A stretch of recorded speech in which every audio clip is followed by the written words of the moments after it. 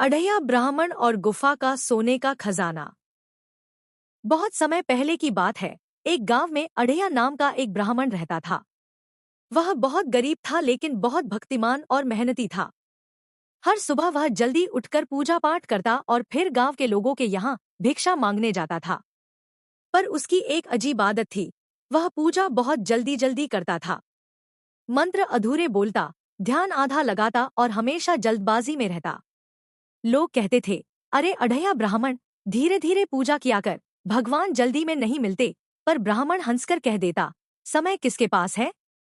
जितना जल्दी हो सके पूजा भी पूरी हो जाए और पेट भी भर जाए, बस वही ठीक है। एक दिन जब वह जंगल से होकर गुजर रहा था, उसे रास्ते में एक पुरानी गुफा दिखाई दी। जिज्ञासावश वह अंदर गया। गुफा के भीतर सोने की अशर्फियां और जवाहरात भरे पड़े थे। वह देखकर ब्राह्मण की आंखें चमक उठीं। उसने झट से अपनी झोली में जितना हो सका उतना सोना भर लिया और घर की ओर भागा। घर पहुंचकर उसने खजाना छिपा दिया और खुश होकर बोला, अब तो मुझे किसी से भीख मांगने की जरूरत नहीं। मैं राजा जैसा जीवन जीऊंगा। लेकिन उस रात उसे नींद नहीं आई। उसके मन में लोभ बढ़ने लगा। उसने सोचा, गुफा में तो और भी अशर्फियां बची हैं। अगर सब निकाल लूं तो जीवन भर आराम रहेगा। अगले दिन वह फिर गुफा में गया।